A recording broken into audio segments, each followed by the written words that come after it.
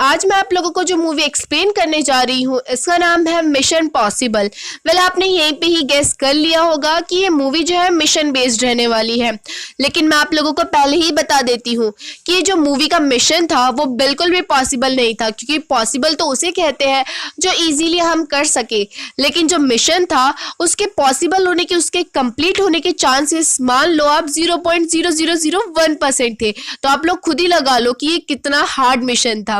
Well ये भी छोड़ो, जो हमारे ये मिशन को करने वाले थे वो इतने ज्यादा फनी थे कि उनको देख के लगता नहीं था कि वो इतने हार्ड मिशन को कभी कंप्लीट कर पाएंगे, लेकिन उन्होंने कर ही लिया आखिरकार। तो देखते हैं कि उन्होंने कैसे मिशन कंप्लीट करा और ऐसा क्या मिशन था जो इतना ज्यादा हार्ड था। हमारी ये movie 3 areas China, south Korea और नॉर्थ कोरिया से रिलेटेड रहने वाली है। वेल मूवी की शुरुआत में चाइना में ट्रक्स के अंदर सामानों को लोड करा जा रहा था। वेल वो सामान जो है वो कोई नॉर्मल सामान नहीं था, उसके अंदर गन्स को लोड कर रहे थे और गन्स को एक्सपोर्ट करने वाले थे। अब जब इस बात की खबर हमारी चाइना स्टेट की सिक्योरिटी को पता लगती है कि कुछ लोग अनलीगल तरीके से नॉर्थ कोरिया में गन्स को एक्सपोर्ट करने वाले हैं, तो बहुत सारे सिक्योरिटी गार्ड्स निकल जाते हैं उन लोगों को रोकने के लिए।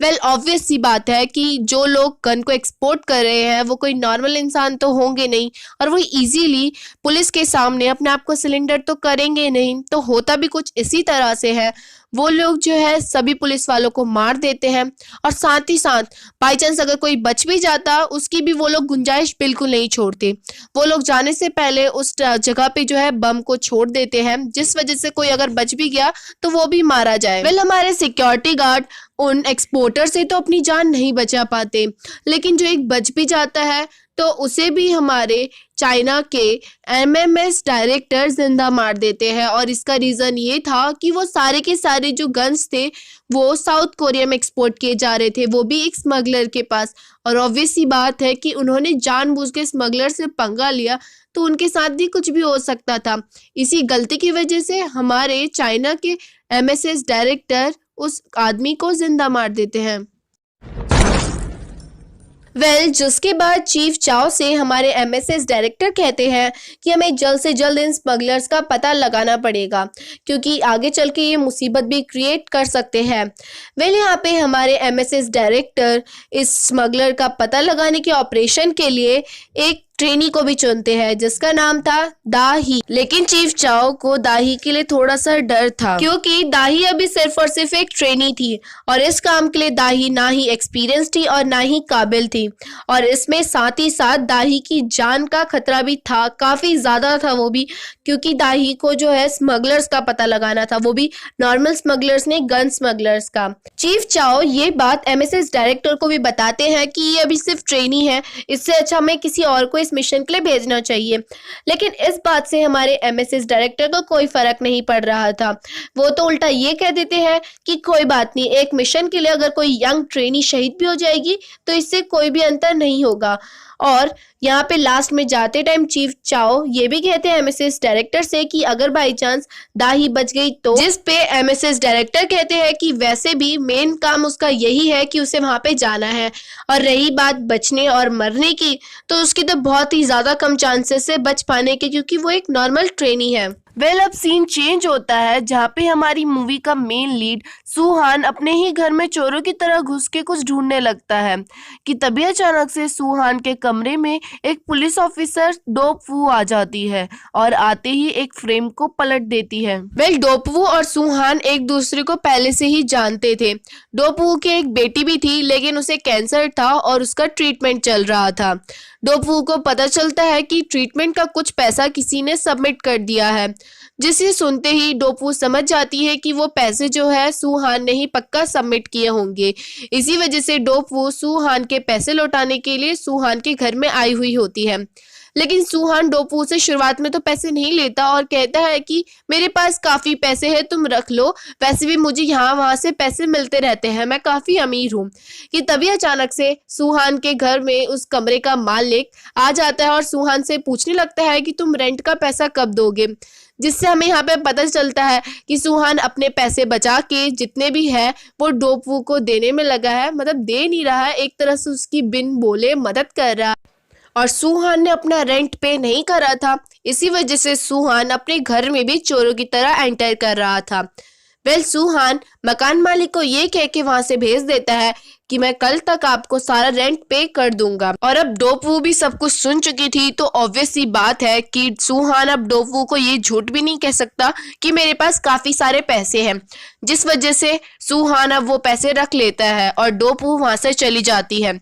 डोपवू के जाने के बाद सुहान उस फ्रेम को सीधा करता है जिसके अंदर सुहान, डोपवू के हस्बैंड और बेटी की फोटो थी। अब नेक्स्ट सीन में चीफ चाओ एक कैफे के अंदर हमारी फीमेल लीड दाही से मिलता है, जिसे एमएसएस डायरेक्टर ने ऑपरेशन के लिए चुना था।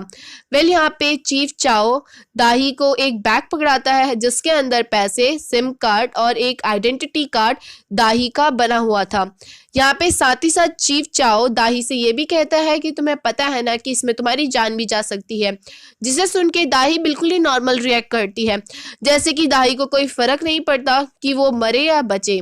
थोड़ी देर में वहां से दाही बैग लेके चली जाती है। अब चीफ चाओ कैफे से निकल के क्रिकेट स्टेडियम जाता है, जहाँ पे चीफ चाओ एजेंट अमा से मिलता है। चीफ चाओ एजेंट अमा से इसलिए मिलने गया हुआ होता है ताकि वो एजेंट अमा को कन्विंस कर सके कि वो दाही के साथ इस ऑपरेशन को पूरा करे, क्योंकि चीफ चाओ को दाही के लिए थोड़ा सा डर था कि कहीं दाही को कुछ हो ना जाए। और एजेंट अमा जो है काफी ज्यादा अच्छा है हर चीज में, इसी वजह से एजेंट अमा जो है दाही की काफी मदद भी कर सकता था। जहाँ पे शुरुआत में एजेंट अमा जो है चीफ चाओ की बात नहीं मानता, लेकिन काफी रिक्वेस्ट करने पे लास्ट में एजेंट अमा मान जाता है कि ठीक है, मैं तुम्हारी एजेंट के साथ काम करने के लिए तैयार हूँ। यहाँ पे चीफ चाओ की नजर बात करते टाइम एजेंट अमा के कानों में लगे ईयरफोन पे पड़ती है, जिसे देखने के लिए चीफ चाओ एजेंट अमा के गालों में हाथ रख लेता है कि तभी सारे कैमरास जो है चीफ चाओ और एजेंट अमा की तरफ मुड़ जाते हैं और वो लोग इतनी क्लोज तरीके से बैठे हुए थे कि सभी लोग जो है उन्हें किस करने के लिए कहते हैं। और जब इस बात का पता चीफ चाओ और एजेंट अमा को पता चलती है तो वो लोग तुरंत ही वहां से भाग जाते हैं। अब एजेंट अमा स्टेडियम से निकल के सीधा सुहान के घर में जाता है और एजेंट होने की वजह से एजेंट अमा ने सुहान को तक अपनी आइडेंटिटी नहीं बताई थी, लेकिन सुहान को काफी टाइम से एजेंट अमा पे शक था, जिस वजह से एजेंट अमा सुहान से पूछ लेता है कि क्या तुम कोई एजेंट तो नहीं हो, क्योंकि तुम्हारे जाने के बाद जो है हमेशा कोई ना कोई यहाँ पे पूछताछ के लिए आ जाता है। जिसे सुन के एजेंट अमा जो है सुहान का मुंह बंद करते हैं और कहते हैं कि ये बात छुपाने के लिए मैं तुम्हें $2000 दे दूंगा। अब एजेंट अमा सुहान से कुछ बढ़िया सा खाना बनाने के लिए कह के वहां से निकल जाता है बैंक से पैसे निकालने के लिए। अब एजेंट अमा जब रास्ते में जा रहा था कि तभी रास्ते में एक बूढ़ी औरत से गलती से बेबी ट्रॉली जो है छूट जाती है और वो बेबी ट्रॉली जो है ठुकने ही वाली होती है गाड़ी से कि उससे पहले ही एजेंट अमा वहां पे पहुंच के बिल्कुल शानदार तरीके से उस ट्रॉली को और खुद को बचा लेता है। पर एजेंट अमा की किस्मत शायद से खराब थी, क्योंकि जैसे ही एजेंट अमा वहां से खड़ा होता है कि तभी अचानक से पीछे से एक ट्रक आके एजेंट अमा को ठोकर मार देती है। एजेंट अमा का एक्सीडेंट हो गया था, जिसके बारे में सुहान को कोई भी खबर नहीं थी। साथ ही साथ ना ही सुहान के पास एजेंट अमा का कोई कांटेक्ट नंबर था जिसकी मदद से सुहान जो है एजेंट अमा को कांटेक्ट कर सके। सुहान एजेंट अमा का वेट करते करते ही सोफे में वहीं पे ही खाली पेट सो जाता है। क्योंकि एजेंट अमा ने अपना एड्रेस जो है सुहान के घर तक का एड्रेस दिया हुआ होता है, जिस वजह से दाही एजेंट अमा से मिलने के लिए सुहान के घर तक पहुंच जाती है और वहाँ पे एजेंट अमा तो मौजूद नहीं था, जिस वजह से दाही सुहान को ही एजेंट अमा समझ लेती है। वहीं भी दूसरी तरफ सुहान भी जो है लोगों की मदद करके पैसे कमाया करता था और इसी वजह से सुहान दाही को अपना कस्टमर समझ के घर में बुला लेता है। यहाँ पे दाही सुहान से पूछती है कि क्या तुम्हें कोई कॉल रिसीव नहीं हुई, क्या तुम्हें मिशन के बारे में नहीं पता, क्या तुम मेरे मास्टर को नहीं जानते। जिसे सुन के सुहान थोड़ा सा कंफ्यूज जाता है और जब तक सुहान को समझ में आता है कि शायद से दाही गलत जगह पे आ गई है और गलत पर्सन से मिल रही है, कि उससे पहले ही दाही टेबल में $10,000 रख देती है, जिसे देख के सुहान के मन में लालच आ जाता है और सुहान दाही को कुछ भी नहीं बताता और बिल्कुल जैसा चल रहा है वैसे ही चलने देता है। ये सब कुछ सुहान जो है सिर्फ और सिर्फ पैसे कमाने के लिए कर रहा था। यहाँ पे भले ही सुहान ने पैसों की वजह से दाही को हाँ कह दिया हो, लेकिन अभी सुहान को पता नहीं है कि दाही किस मिशन की बात कर रही है और इतने खतरनाक मिशन का लड़ना कोई नॉर्मल इंसान की बात तो बिल्कुल नहीं है। इसी वजह से तो चीफ चाओ ने एजेंट अमा को चुना था।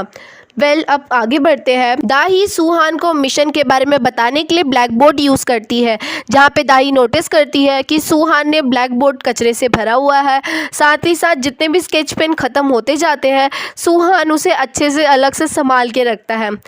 दाही सुहान को एक्सप्लेन करने लगती है कि इनका मेन मिशन है एसआई चेम और पार्क को पकड़ के लाना, क्योंकि ये रेयर चीजें जो है इंपोर्ट एक्सपोर्ट कर रहे हैं। दाही कुछ आगे सुहान को बता पाती कि तभी घर का ओनर आके रेंट मांगने लग जाता है, लेकिन दाही फटाफट से सब कुछ छुपा देती है और ऐसा प्रिटेंड करती है कि यहाँ पे कुछ नहीं हो रहा था।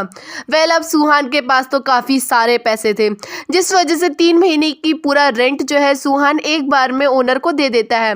घर के ओनर के जाने के बाद दाही सुहान से पूछती है कि तुम्हें मैंने अभी तक कितना बताया, जिसपे सुहान जवाब देता है कि बस तुमने यही बताया था कि एसआई चेम और ये पार्क जो है रेयर चीज़ों को एक्सपोर्ट कर रहे हैं। सुहान इस लाइन को इतनी नॉर्मल वे में कहता है जिसे सुन के दाही को शक सा होता है, और दाही पूछती है कि तुम्हें पता तो है ना ये रेयर चीज़ें क्या है, जिसपे सुहान कॉन्फिडेंसली कहता है कि हाँ भाई नॉर्मल सी चीज़ें जैसे कि लॉबस्टर, ऐसी चीज़ें। जिसे सुन के दाही सुहान को बताती है कि मैं इन रेयर चीज़ों की बात नहीं कर रही हूँ, मैं रेयर चीज़ें यानी कि गन्स की बात कर रही हूँ। अब गन्स का नाम सुनते ही सुहान दाही से पूछने लग जाता है कि तुम लोग फिर इन चीज़ पे इन्वेस्टिगेट क्यों कर रहे हो, इन सब चीज़ों को तो पुलिस पे छोड़ दो। जिस पे दाही जवाब देती है कि पुलिस लोगों के पास कोई भी एविडेंस नहीं है, इसी वजह से वो लोग अब आगे काम नहीं कर पा रहे हैं और हमें जो है अब ये इनलीगल तरीके से ये सारा काम करना है। ये इनलीगल वर्ड सुन के सुहान को शक होता है कि शायद से दाही जो है कोई नॉर्मल पर्सन नहीं है,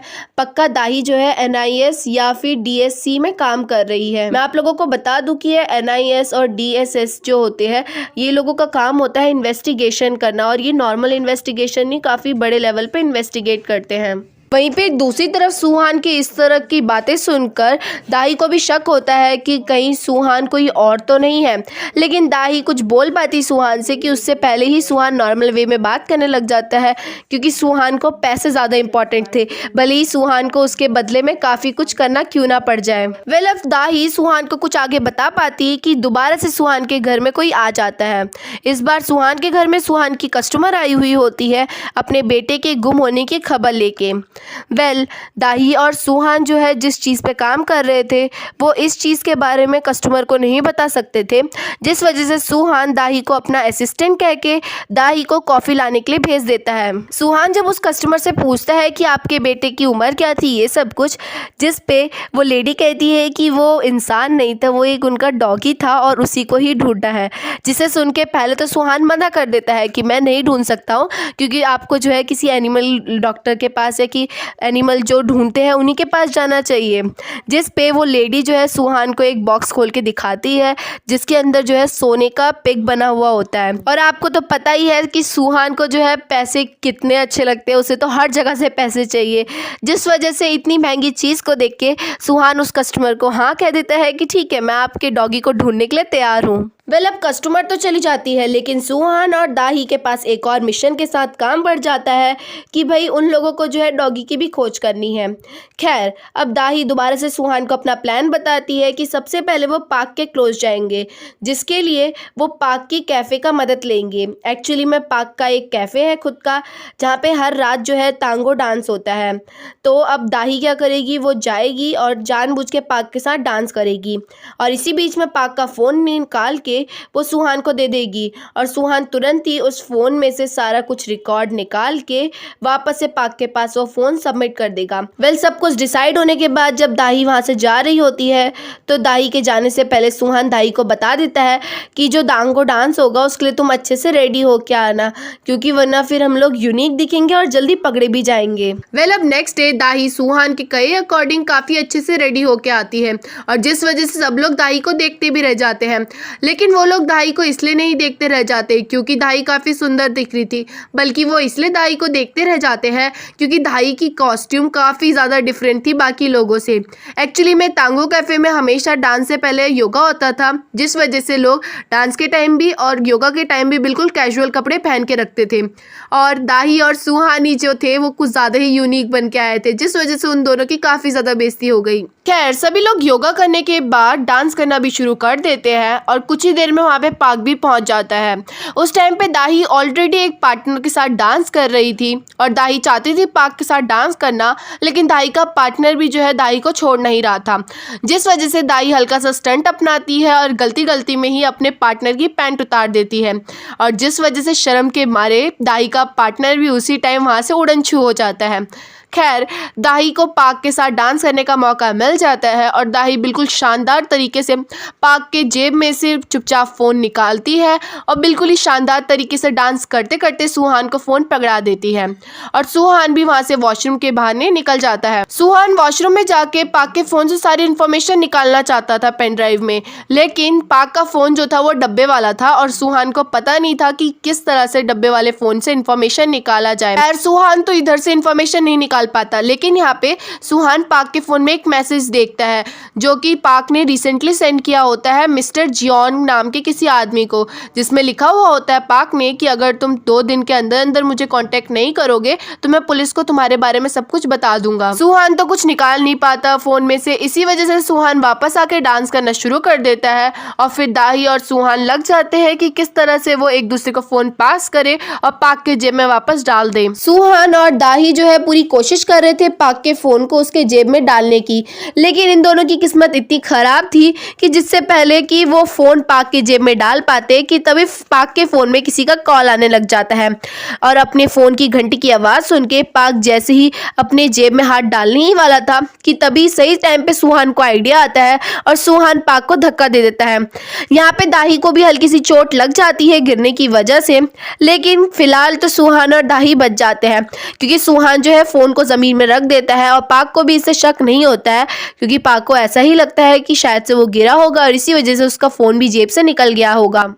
किसी को भी सुहान और दाही पे कोई शक नहीं होता है और पाक भी अपना फोन उठा के बाहर चले जाता है कॉल रिसीव करने के लिए। पाक बाहर खड़ा होके फोन में बात कर ही रहा था कि तभी अचानक से बाहर से एक आदमी आके पाक के गर्दन में कोई इंजेक्शन मार देता है और पाक जब अपना कमरे में जाने लगता है कि तभी अचानक से पाक वहीं पे ही बेहोश हो जाता है। पाक को अचानक से गिरता हुआ देख सभी लोग पाक को उठाने की कोशिश करते हैं, लेकिन दाही पाक के गर्दन में लगे हुए निशान से समझ जाती है कि पाक मर चुका है। अब दाही वहां से सुहान के साथ भागने का प्लान बनाती है, लेकिन सुहान दाही को रोक देता है ये कह के कि अगर वो इस तरह से भाग जाएंगे तो सभी लोगों को शक जो है हम पे ही होगा। लेकिन सुहान के इतने दिमाग लगाने के बाद भी कोई असर नहीं होता क्योंकि पुलिस वाले जो है सिर्फ और सिर्फ सुहान और दाही को ही अपने साथ पुलिस स्टेशन लेके जाते हैं और उन दोनों पे ही शक करते हैं कि शायद से उन्होंने ही पाक को मारा होगा। और इसका मेन रीज़न ये था क्योंकि आज सुहान और दाही का ही फर्स्ट डे था और बाकी सब जो थे ओल्ड कमर्स थे। लेकिन सुहान और दाही कैसे ना कैसे करके उन लोगों को बुद्धू बनाते हैं पुलिस स्टेशन वालों को और वहां से निकल जाते हैं। लेकिन जो पुलिस का हेड होता है वो समझ जाता है कि सुहान और दाही में कुछ ना कुछ तो गड़बड़ है, उन दोनों के मन में कुछ ना कुछ तो खिचड़ी पकी रही है,